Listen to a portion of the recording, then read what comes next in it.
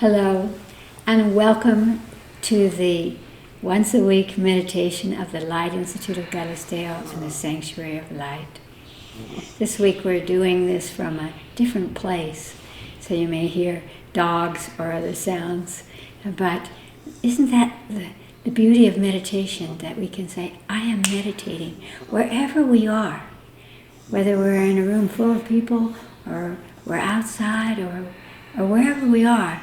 It's a state of mind, it's a state of consciousness, and that's what we're going to do today, to bring ourselves into that place of peace so that we can have that sense of purpose and centeredness and safety. In our meditations, we divide the meditation into 3 parts. The first part is where we ask our higher selves, the intuitive essence of the soul. It's your own inner voice, your own knowing, to take a form for you. Because when you bring a form to your higher self, all of your cells recognize that energy and are able to align with it. So we ask it to take form. We ask it to touch our bodies so that we're not talking heads, but that we're bringing it into the physicality of our beingness. And then we sit in meditation as our higher selves. I'll make a little Om. And the second part of the meditation, we imagine that we're drawing a beam of white light from the cosmos down through the top of our heads and lasering it out through the solar plexus, the stomach area, out across the planet and back into the sky. When you do that, you actually extend your presence into the world. That helps you, again, feel that power of presence and purpose. In the third part of the meditation, we choose a situation or something that has a global reference, and we extend light to it so that we are participating with our consciousness and our presence embodied in this world.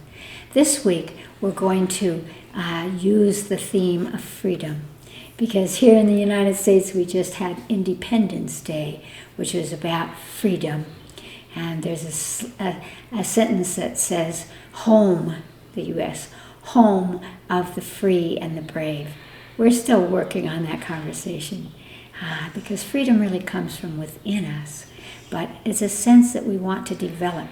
And so we will find that energy of freedom within all of us, wherever you're from, and we'll allow it to flow through us, and then we'll radiate it out into the places in the world that need that freedom, whether it's political freedom or freedom from hunger or freedom from chaos, whatever it is, that we will extend an energy that will support that freedom within others on this planet as well as ourselves.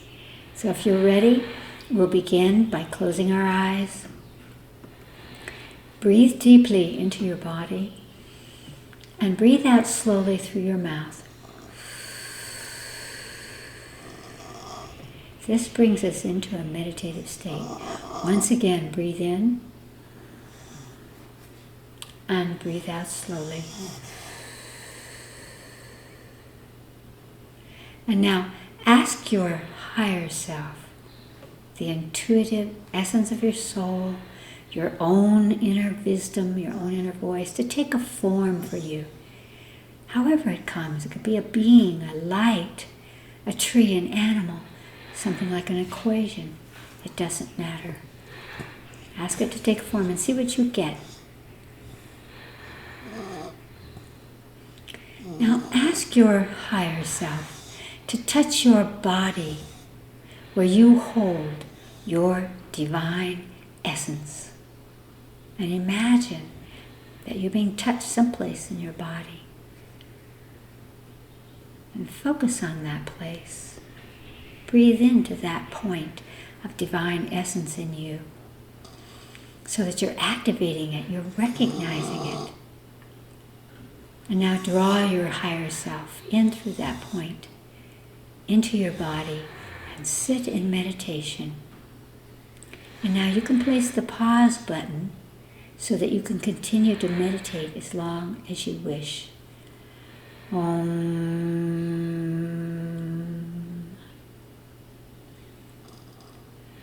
Take a deep breath into your body and draw white light, a column of brilliant cosmic white light light of cosmic illumination down through the top of your head and extend it out through your stomach, your solar plexus, and laser it out. You can laser it across the planet or directly straight out from you and back into the cosmos. And then draw it down again and laser it out and set that in motion so that that continues as you meditate. Again, as you're drawing it in, it's quickening your frequency, lifting your consciousness, and as you laser it out, it's creating that higher frequency into the planet and back into the sky, to the cosmos. And again, the pause button so that you can be with this light as long as you choose. Om.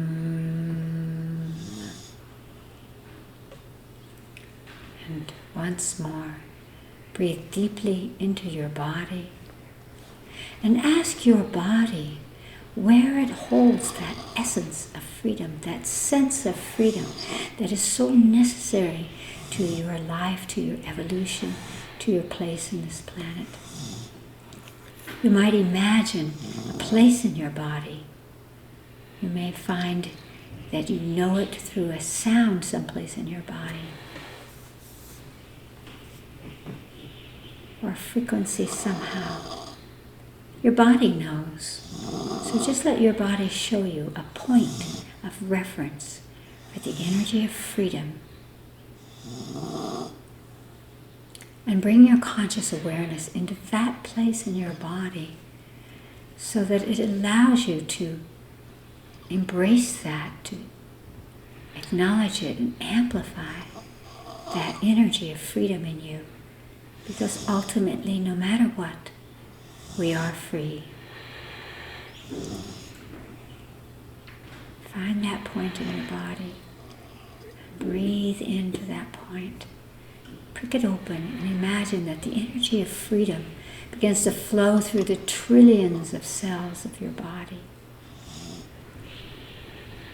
When we feel free, we feel safe, we are uplifted to use our consciousness to be loving, to be creative. Let the freedom relax you and open you.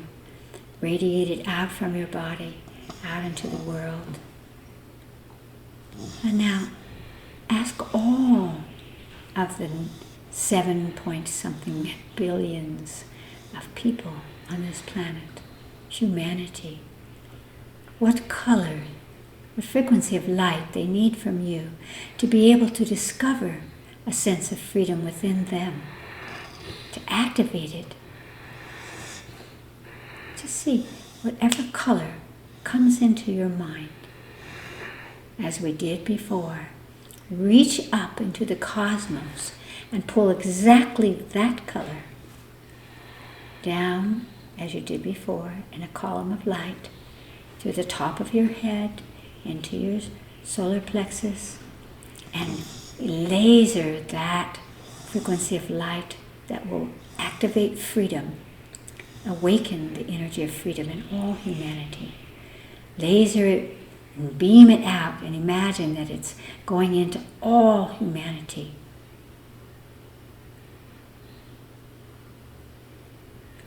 Just imagine the expansion and the peace and the life force that brings, the power it brings to each and all. Allow that color, that frequency, to continue to come down from the cosmos through you and out to all of humanity. Again, you can push the pause button and do this meditation for as long as you choose before we go to the next part.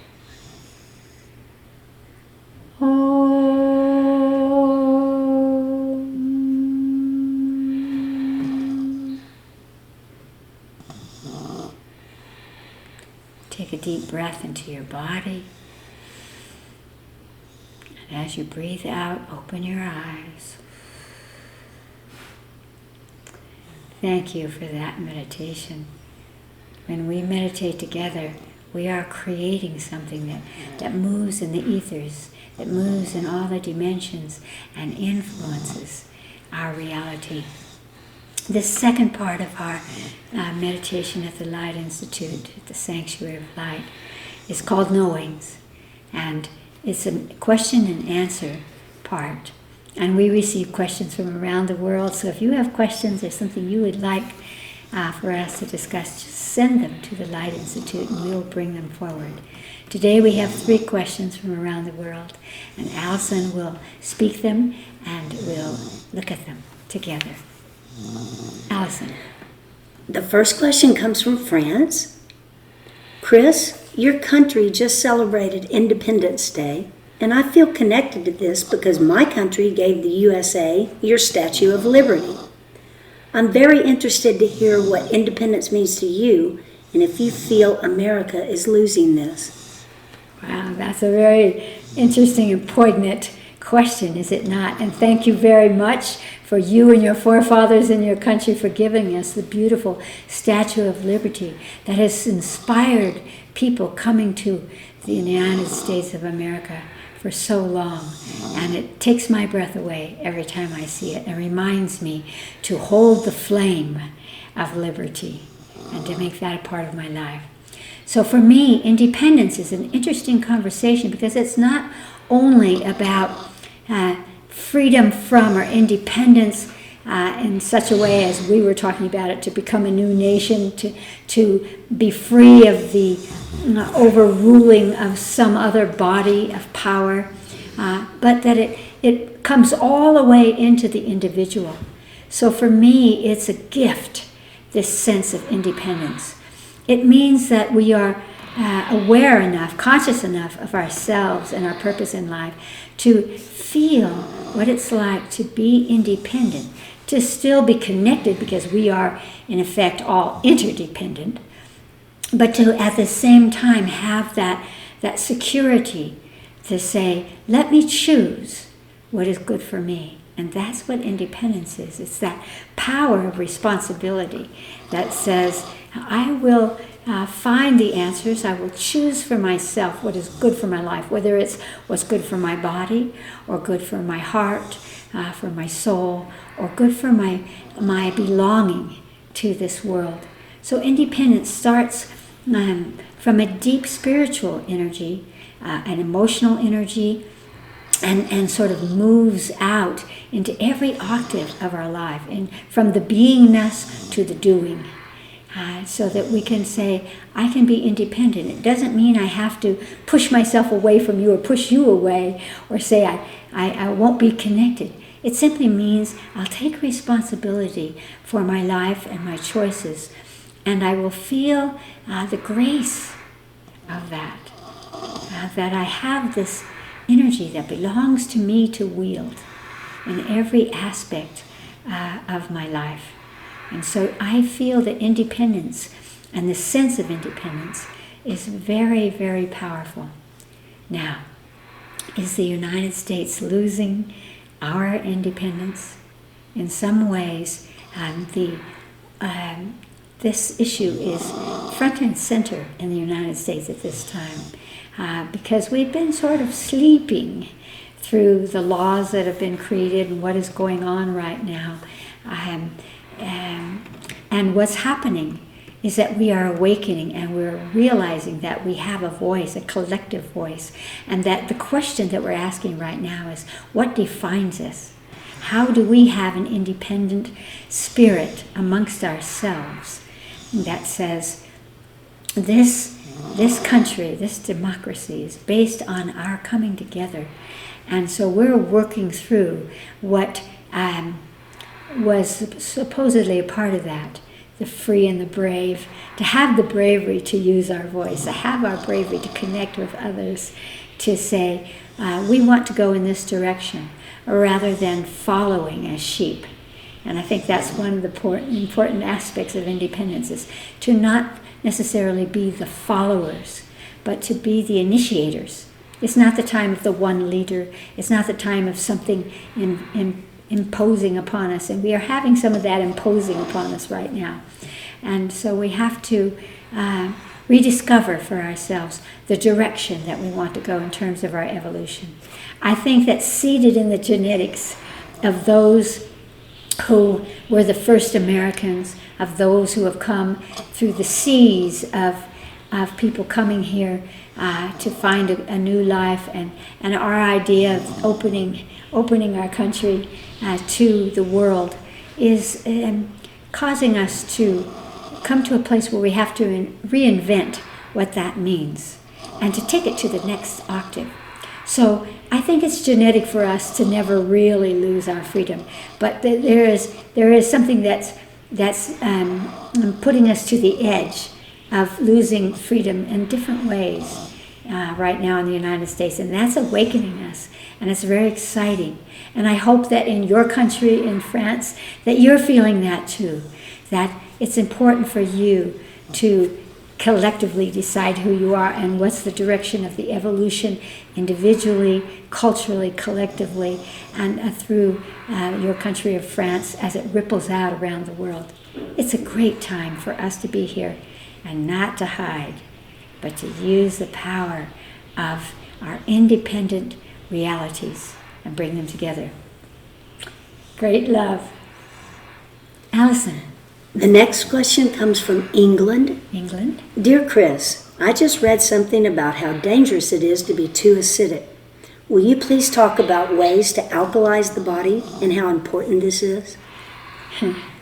I would always strike the word dangerous and put forth that there is a kind of balancing. When we talk about alkalinity and acidity, we're talking about the measuring of those things and the pH of the body. And different parts of the body want different kinds of pH, a little more acidic or a little more alkaline. In truth, the more alkaline we are, usually, the stronger we are to defend ourselves. But, for example, if your stomach is not acidic, if it doesn't have enough acids, you will not digest. You will not bring those foods into a level where you can receive them into your blood. So different organs of your body whisper. It's a very thin line of pH. The central pH is about 7.5. And if it varies even a little bit on either side, it begins to move something. So I would say in general we want to not be too acidic. The foods that make us acidic are meats and cheeses and milk and some grains and alcohol and things like that. So you might want to look at that in your body. What I would say is the best way to make yourself acidic is to talk to your body. Do you want that? Because the body might need something that's very alkaline in the morning and something later on that's a little bit different. So if you learn to trust that your body is always wanting homeostasis, it's always wanting to come to that center point so that every organ functions at its highest, that's how you will get that. Now we know, for example, that apple cider vinegar is a very quick way to alkalize your body. Baking soda helps you digest. It's funny because we think of these things, for example, apple cider vinegar, it's very acidic outside the body, as are many kinds of acidic fruits. But inside the body, they become alkaline. And so green vegetables, algae, all those green things, fruits can bring us into a more alkalized state. So, that's something you can look up, but I would always say, ask your body, do you want this, do you want this? Or just ask your body, are you too acidic right now? And what do you want? You will be surprised. I'm writing this in a book right now called Potential Body, that your body can actually help you. Now, there's another aspect to that, and that is the aspect of emotions. Because when we have very strong emotions, it creates a more acidic state because it brings in that fight or flight energy in the body, the sympathetic nervous system, and that allows these hormones to come from the endocrine system that make the body more acidic. So again, You can breathe deeply. If you breathe deeply, you're going to quiet. You're going to, especially that exhale. When you exhale, you activate your parasympathetic nervous system, which helps you to be calm. And when you're calm, your body will, again, come back to that balance so that it is not overly acidic. But what I want to say to you is, look at your body as a hologram, as an emotional being, as a physical being, as a spiritual being, and bring those into balance by trusting this vehicle that you have chosen. And just torquing what you put into your body. For example, it's summer in New Mexico, so my favorite drink is a little stevia with apple cider vinegar and water. And it's very refreshing. It's a great cocktail for the afternoon. It's a great thing to have with dinner. And so I just make things like that a part of my pleasure, rather than, I could be out of balance, and so I must do that. Whenever you squeeze like that, I must do that, you're not going to have the effect that you want. So you want to have that lovely connection to your body. This is for you, body. When I drink my cocktail, this is for you, body. And my body responds, and so my body is in perfect alignment. And yours can be as well. Great love. Allison, one more. The last question comes from Connecticut, U.S.A. Yes? Chris, I am a world traveler and longing to be jetting around our beautiful planet again. But I have a bit of trepidation about airports, hotels, etc. right now. I know you are a fellow traveler. Yes. Do you have any special things you do to protect your body and immune system when you travel? Oh, I do. I have lots of things that I do and things that I would love to pass to you and to everyone else. But I'll begin by saying travel in your consciousness right now, because it is true that though airline companies and airports are attempting to protect us from the virus, the coronavirus, and in fact from many different things that are in airports and in hotels. And so many people have slept in that bed you're going to sleep in. When I go to a hotel, the first thing I do is get out my essential oil of lemon, and I throw it on my bed, and I often throw it into the ventilators and around the room. And when I do that, I can feel this cleansing, because lemon oil is very cleansing. They've used it in hospitals before because it does help to attenuate viruses. And so I always want to walk into a room and bring it into a place where it's going to give me peace and sleep, and I'm not going to be worrying about who was there before or any of those things. And I have learned recently that if you wash your hands with salt water or with salt, that it kills a virus in 4 seconds. So if you're going to the sea, use the salt water as a way of purifying your body. So when I come to a place, I'm also always wearing essential oils. I love clove oil. It's a really powerful energy that protects your body, again, from the viruses, but just from all of the infective energies that could be in the airplane seats. I'll give a little a little shoot of clove oil or lemon oil into the plane seat that I'm going to sit in. And I put it around the back of my neck especially, and in the front. I smell it. I might put it on my face. So there are a number of them. There's frankincense, there's clove, there's lemon oil, peppermint oil is useful as well. I use these, and I use them every few hours on a plane. I always use any kind of packages that you like that have high dosages of vitamin C. Vitamin C will help you with jet lag. Vitamin C will protect your body because bugs can't get in with the vitamin C kind of protective energy that you carry. But the most important thing, I think, is that when I feel that when I'm traveling, I have a sense of an energy that's going out into the world. And there are these laws of energy, cosmic laws of energy. If your energy is radiating out from you, this is something that the Chinese learned thousands of years ago with all of the martial arts from all of the Eastern countries. When the energy flow is moving from you, energy coming into you, like what we would call the evil chi, any kind of bugs or negativity of any kind, it has to be vibrating equal to your vibration or higher. And so I focus very much on quickening my frequency. One of the things that I learned so many years ago when I was going to give talks is I would go into the bathroom stalls and spin around. Because when you spin around to the right, always clockwise, you are spinning out like centrifugal force, any negativity or any blocks in you, so that you're actually radiant. And that's what we want to be.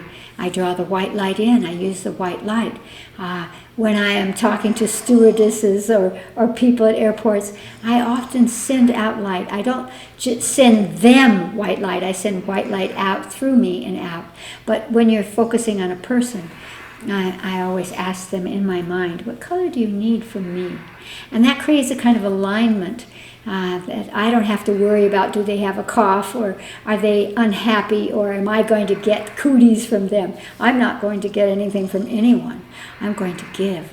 So I would say to you as a fellow traveler, see yourself in the power of the giver. See yourself as if you were walking with radiant, loving energy through any airport, in any situation, into any place.